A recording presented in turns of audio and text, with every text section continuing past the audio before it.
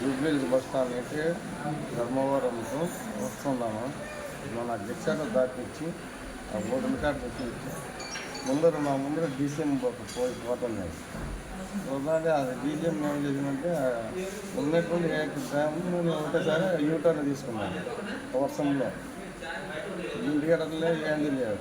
దానికి దీనికి 50 మీటర్లు ఉంటుంది డీసీఎం కొంచెం. ఇది ఇంకా ఇక్కడ పోతే డివైడర్, ఇట్లా పోతే గోతులు గుంటలు ఉంటాయి అలా.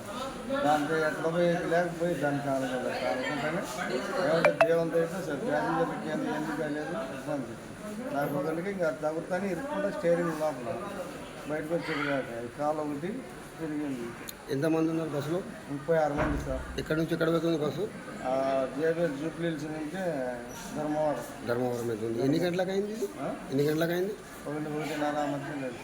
ఎక్కడ అయింది? నైట్ జడ్చర్ల దర్శనం కాదు, బూత్పూర్కి దానికి మధ్యలో సార్. ఎక్కడ? బూత్పూర్ జడ్చర్లకు మధ్యలో వస్తుంది. ఎవరికి ఏం ప్రాణాపాయం అయితే ఏం లేదు? ఎవరికి ఏం కాదు. మీ పేరు? సంజీవ్ రాయుడు సార్. సంజీవ్ రెడ్డి. మీ కాలు ఇరిగింది అంతే? మీకు ఎవరికి ఏం కాలేదు? ప్రాణహాని ఊరికి ఏం కాలేదు.